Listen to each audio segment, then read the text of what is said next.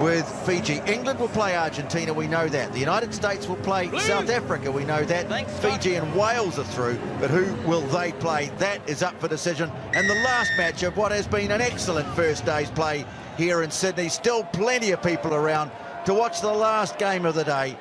And it's Scotland kicking off, and Scotland with a chance to get the ball back too. New Zealand didn't take it cleanly. And so Scotland will get first crack at it. Great competition in the air. The smaller man, Jamie Farndale, get up above New Zealand captain Scott Curry, trying to take it with two hands, just trying to batter it back. Scotland take first rights in this one. Great attacking opportunity.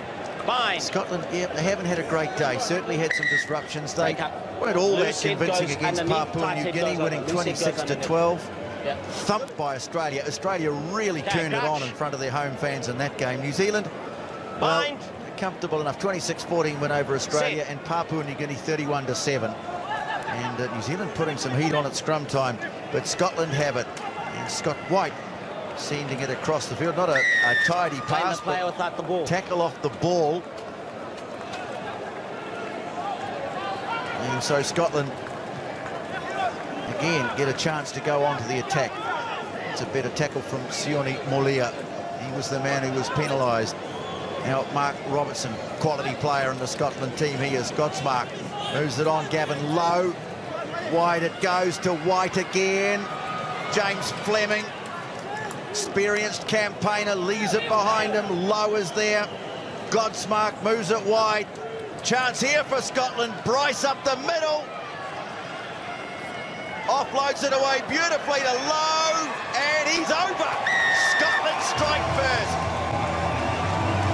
Well, they've got a mountain to climb, but you can hardly hope for a better start than that. Yeah, great continuity by the Scottish team, getting the number of offloads away. They spread it to the far side of the field. They keep their width. Decide to go right down the middle of the park. Look at the way he's able to keep his feet here. Glenn Bryce does brilliantly well to get that pass away. And then there was always numbers on the outside. Defence have to drift. Creates a one-on-one, and Schuenstels can't stop him. Well, Scotland have got through the first 2 minutes of this game without allowing New Zealand a touch of the ball. And they built that beautifully. Gavin Lowe. Try is converted. Well, a bit of Fijian support there too, the Scots. Islanders and Highlanders. That's a loose one though, and it's been picked up by Tim Mickelson for New Zealand. And no, the referee calls him back. Got a call from the sideline. That is the latest call I've ever seen from the assistant referee, Rasta Venge. To his credit, asked the assistant ref, was that off White? No, but that's the right call. It's come off Curry's hands. Farndale did not touch that, so that is forward. That's the right call.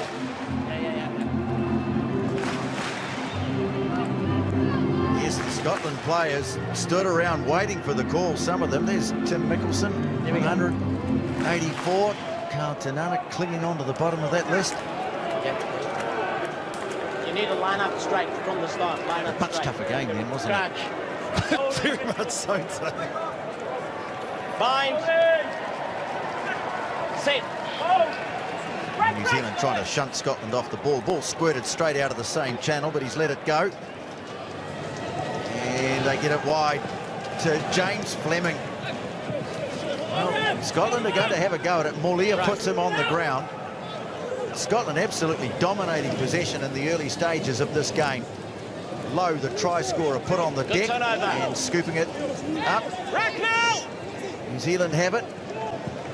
Some good work on the deck by Yopo Aso. And Koroi now down the far side, losing the ball and tackle. And so just a little bit frustrated here, New Zealand. Well, he's a young man still plying his trade, but in this situation, you can't take the ball into contact like this. You've had hardly any of it. He's trying to offload it and give it the miracle ball. You can't like that as a young man. You have to hold it. You have to reset and go again. The more experienced players have to tell him, hold the ball, reset, we'll go again. Okay, crunch. So still Scotland.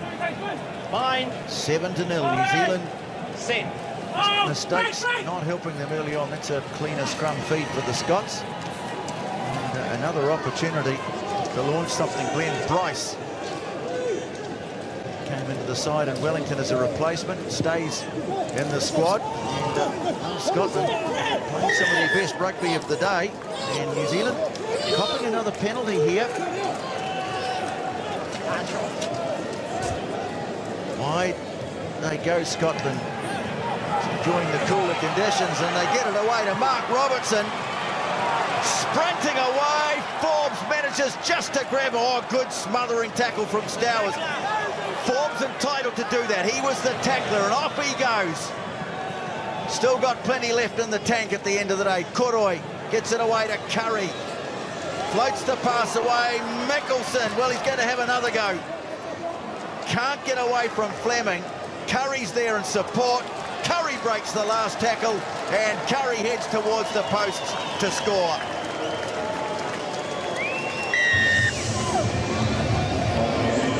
Some good hearty New Zealand supporters cheering on their team after some hearty defence. DJ Forbes getting back with the turnover. You can see him here just hanging on by a thread. I think it was Sherwin Stowers over the top two.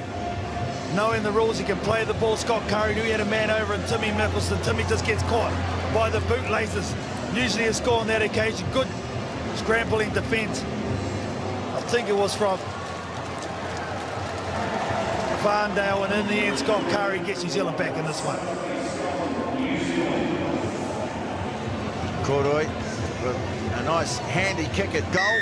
Flag goes up, and so it's 7-all in this, the last game of what has been an outstanding day here in Sydney.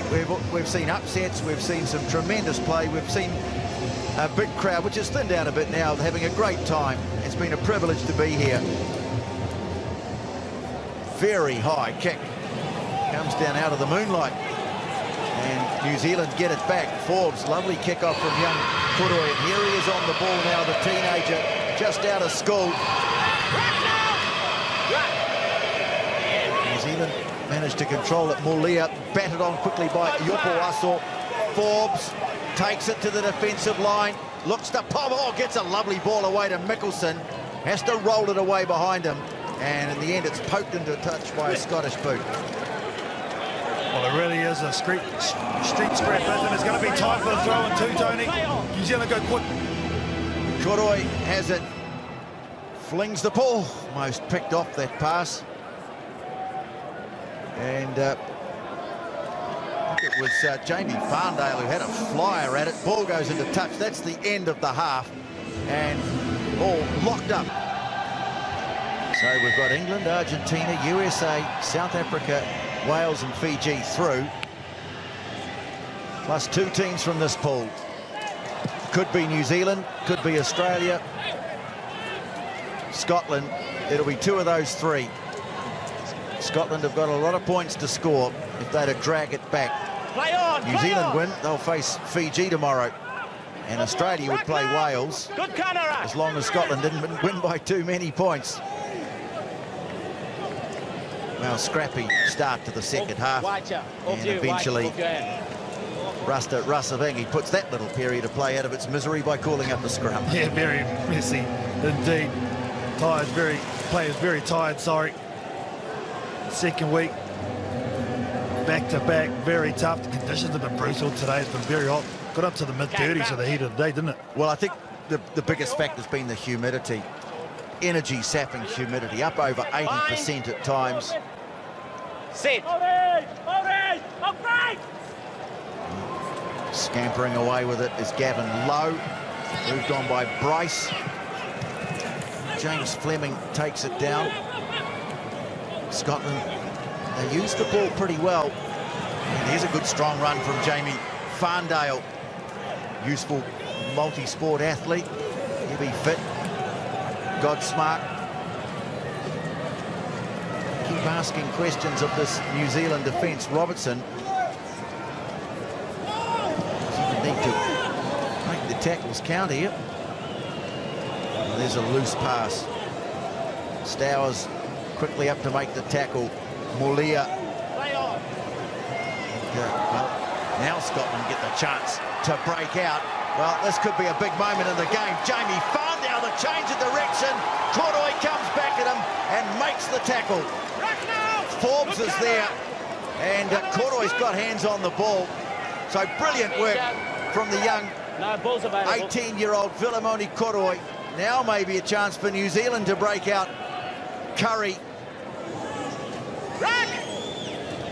Yopo Arsenal going in, clearing it. Scotland, a player down here, and they crept up offside too. Mickelson breaks one, flings one out the back door. They'll come back for the penalty. Well, as you spoke about, Tony, great defence from Vilimoni Koroi, getting back, making the tackle, affecting the turnover with TJ Forbes. Look at him here. Farndale breaks. You think he's in for all money. Turns Koroi inside out, and that's where Koroi decides to back himself with his pace. Gets up, releases the player, plays the ball. DJ Forbes in tandem. And this is just a little knock on from New Zealand at the back end of this. Well, Mickelson knew they were under penalty advantage. He could afford to throw the speculative pass, and if it didn't come off, they'd get the penalty. And DJ Forbes, the old warhorse, trots to the sideline to say he's in good shape the last couple of weeks, but been a long day, this one. Okay, time back on. Time back on. Farndale going to the bench too for Scotland. Good long punt into touch. Got a lot of learning to do, young Koroi Kautinana, but there's no doubt the potential is there for him to be an outstanding sevens player. Yeah, showing all the early signs that it could be anything. Koroi takes a lot of responsibility, whether it be from restart kickoffs or throwing the ball in to the line outs. Someone must come out. If you go in now, someone must come out. If you're in or out, then you must stay out. 2 meters, please. A little bit of line out 101 from Rasavingi. Throw wasn't straight, but not too many of them are. In the sevens, they tend to let them go a bit. Just keep the game moving. And, well, strong run here for New Zealand from Regan Ware. Ball back on the inside, got touched by a Scotland hand, and right into the buckets of Tim Mickelson. And he scores the try that puts New Zealand in front, and Regan Ware making his presence felt off the bench. Finally, someone backing themselves on the outside. For New Zealand was Regan Ware. It was a two-man line out from New Zealand. Well done from Scott Curry and Yopo Arsenal. Regan Ware is very good on the outside break. You see there, Wales able to use the step, goes on the outside, winger goes on the end. Look at that pass, brilliantly. Unfortunately, just goes over the fingertips. Falls fortuitously for Tim Mickelson, who gets another try and clocks up. How much is that? 200 million?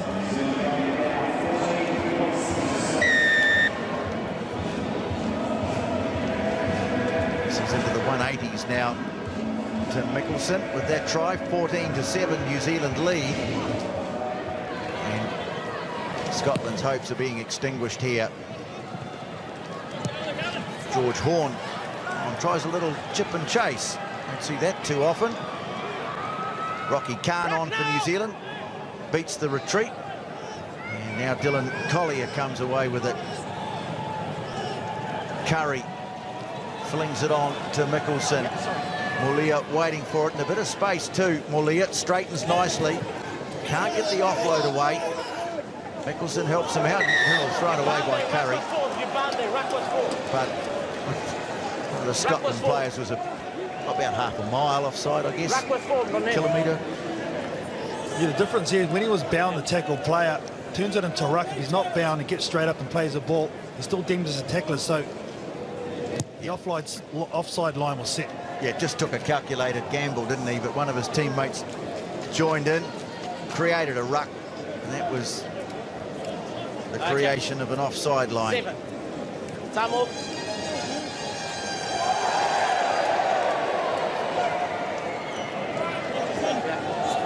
Time back on.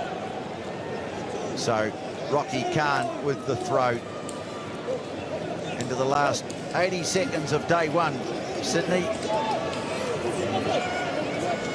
the last piece of the jigsaw waiting to fall into place. Mulia takes it to ground on the tackle of Ben Robbins, a replacement player.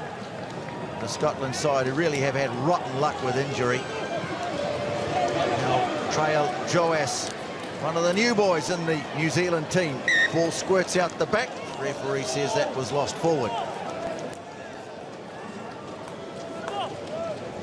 great to see him in the black jersey. Okay, Trail, time off. Joaz. Time off. I think he actually, yeah, he just lost the handle there, taken into contact. He's a very physical player, loves running into people, very strong as well. Good thick set on him. 10 blue. He comes from a quality provincial side, Carl. Yes, and from Marco. where you're from, Tony, in New Zealand. For those of you watching around the world, we're going to over 100 countries, our coverage.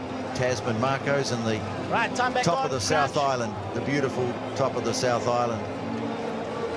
Wherever you are, I hope you've enjoyed this day. We've certainly enjoyed being here. Bind.